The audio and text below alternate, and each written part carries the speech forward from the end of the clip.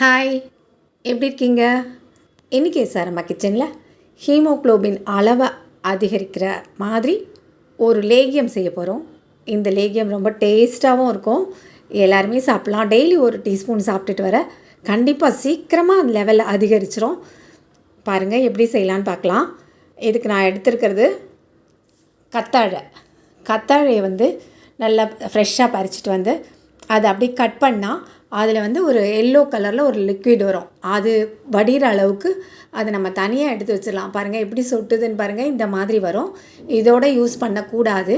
இது அப்படியே சொட்டட்டும். அதனால் அந்த மடலை அப்படியே எடுத்துகிட்டு அது தனியாக வச்சிடலாம். ஒரு பிளேட்டில் வச்சா அது வடிஞ்சிரட்டும். அது வடிகிற வரைக்கும் அப்படி தனியாக எடுத்து வச்சிடலாம்.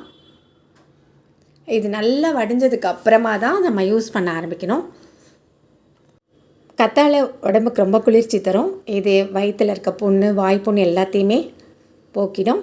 இப்போ அதை நல்லா இப்போ எல்லாம் நல்லா அந்த எல்லோ கலர் லிக்விட்லாம் வடிஞ்சதுக்கப்புறமா கத்தி வச்சு இந்த மாதிரி ஓரத்தை கட் பண்ணிவிட்டு அப்புறம் மேலேருந்து அப்படியே எடுத்துகிட்டு வந்தால் அழகாக வந்துடும். தோல் எல்லாம் அப்படியே மேல் தோல் மட்டும் எடுத்துட்டோம் அப்படின்னா நல்லா அழகாக வந்துடும். அதுக்கப்புறமா அந்த கீழே தோல் இருக்கட்டும், அந்த நடுவில் இருக்க சதப்பகுதியை மட்டும் இந்த மாதிரி எடுத்துக்கலாம். தனியாக எடுத்துகிட்டா நல்லா வந்துடும். அதே மாதிரி பெருசாக நான் 2 மடல் எடுத்திருக்கேன். அந்த 2த்துலேயும் இந்த மாதிரி தோல் சீவிட்டு மேலே இருக்க தோலையும் சீவிட்டு அந்த நடுவில் இருக்க சத பகுதியை மட்டும் எடுத்துக்கலாம். கீழே இருக்கிற தோல் அதை அதுலேயும் ஜூஸ் இருக்கும். அதை நம்ம முகத்துலலாம் போட்டுக்கிட்டால் கூட நல்லா ஷைனிங்காக இருக்கும். கையிலெல்லாம் தடவிக்கலாம். பாருங்கள் இப்போ நல்லா வந்தாச்சு. இப்போ இதை 7 தடவை கழுவணும். நல்லா தண்ணி ஊற்றி நல்லா கழுவணும். இதில் பிசுன்னு இருக்கும். ஒரு பிசுப்பு வரும். அதெல்லாம் நல்லா போகிற அளவுக்கு 7-8 தடவை நல்ல தண்ணியில் கழுவணும். அப்புறம் நல்லா தேங்காய் மாதிரி அது நல்லா வந்துடும். அது வந்ததுக்கப்புறமா குட்டியாக கட் பண்ணி வச்சுக்கலாம். இந்த கத்தில் பார்த்திங்களா எப்படி இருக்குதுன்னு பாருங்கள். ரொம்ப அழகாக இருக்குது. அந்த விழுவிழுப்பெல்லாம் போயிடும். அந்த அளவுக்கு நம்ம நல்லா க்ளீன் பண்ணி வச்சுக்கணும். அதுக்கப்புறமா 2 பீட்ரூட் எடுத்திருக்கேன். அந்த 2 பீட்ரூட்டையும் நல்லா தோல் சீவிட்டு நல்லா துருவி வச்சுக்கலாம். பீட்ரூட் கட் பண்ணனாலும் பொடியை கட் பண்ணலாம். இல்லைன்னா இந்த மாதிரி நல்லா துருவி வச்சுக்கலாம். இப்போது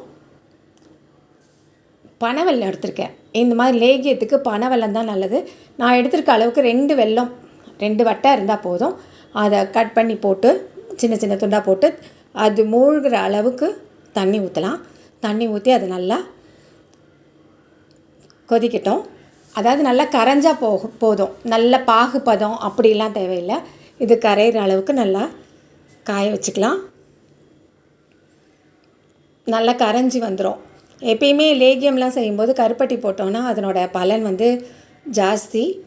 வெள்ளை சக்கரைலாம் போட வேண்டாம். இந்த மாதிரி பாருங்கள். இது நல்லா கரைஞ்சிருச்சு. இந்த அளவுக்கு கரைஞ்சால் போதும். அதுக்கப்புறம் நம்ம அடுப்பை ஆஃப் பண்ணிடலாம். இப்போது நம்ம இந்த எப்படி செய்கிறது அப்படிங்கிறத பார்க்கலாம்.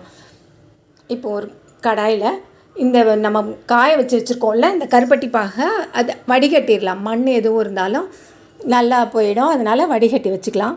இந்த லேகியம் செய்கிறதுக்கு நம்ம இரும்பு கடாய் எடுத்துக்கிட்டால் ரொம்பவே நல்லது. அப்படி இல்லைன்னா பரவாயில்ல, நம்ம எந்த பாத்திரம் இருக்கோ அதில் வச்சு செய்யலாம். நான் நான்ஸ்டிக் எடுத்திருக்கேன். இப்போ நல்லா இது ஒரு கொதி வரவும் அப்படியே நம்ம எடுத்து வச்சுருக்க பீட்ரூட் துருவலை அப்படி போட்டுற வேண்டியதுதான். கருப்பட்டி பாகில் கொதித்து வரட்டும். அது வரைக்கும் நம்ம ஃபஸ்ட்டு பீட்ரூட் போட்டு நம்ம கொதிக்க விடலாம். இந்த லேகியம் எல்லாருமே சாப்பிட்லாம். டெய்லி ஒவ்வொரு ஸ்பூன் சாப்பிட்டு வந்தோன்னா ரத்தத்தை நல்லா சுத்தப்படுத்திடும். ரத்தத்தில் இருக்க ஹீமோக்ளோபின் அளவுலாம் அப்படியே எகிரிட்டு ஏறும். அந்த அளவுக்கு நல்லாயிருக்கும். டெய்லி ஒரு ஸ்பூன் சாப்பிட்லாம். ஒரு அளவாக சாப்பிட்டா போதும். இது நல்லா கொதித்து வரட்டும். கொதித்து வந்ததுக்கப்புறமா நம்ம கட் பண்ணி வச்சுருக்கோம்ல கத்தாழை பாருங்கள் எப்படி பழன்னு கல்கண்டு மாதிரி அழகாக இருக்குது. அதையும் சேர்த்துடலாம். அதையும் சேர்த்து நல்லா கிண்ட வேண்டிதான். நல்லா வேகட்டும். அப்படியே ஒரு மீடியம் ஃப்ளேமில் நல்லா வச்சு கிண்டிக்கிட்டே இருக்கலாம். நம்ம துருவி வச்சுருக்கோமே இது எப்படி வரும்னு நினைக்க வேண்டாம். இது நல்லா வெந்து வந்துடும்.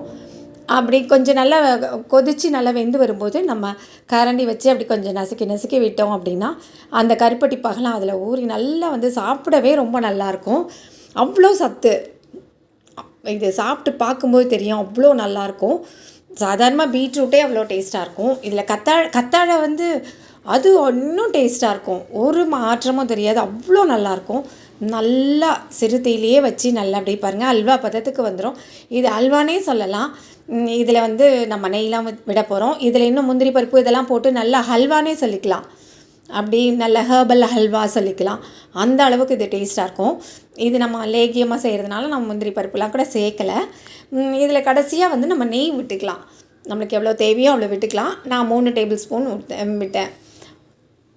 அது நல்லா வந்து அப்படியே இதில் சுக்கு ஏலக்காய் பொடியும் சேர்த்தாச்சு. அதை ஏற்கனவே தூள் பண்ணி வச்சுருந்த சுக்கு ஏலக்காய் பொடி சேர்த்து இப்போது நெய் விட்டு கிண்டிகிட்டே இருக்கும்போது இது கெடாது. ரொம்ப நாள் நல்லாயிருக்கும். ஃப்ரிட்ஜில் தான் வைக்கணும்னு இல்லை, அப்படியே தண்ணி சத்து இல்லாமல் நம்ம சுருளை கிண்டிடுறதுனால அது கெடாது. நம்ம அப்பயே சாப்பிட்றதுனா கொஞ்சம் முன்னால் பதத்தில் எடுத்து நல்ல முந்திரி பருப்புலாம் வறுத்து போட்டு நல்லா டேஸ்ட்டாகவே சாப்பிட்லாம். இதுவும் ரொம்ப நல்லாயிருக்கும்.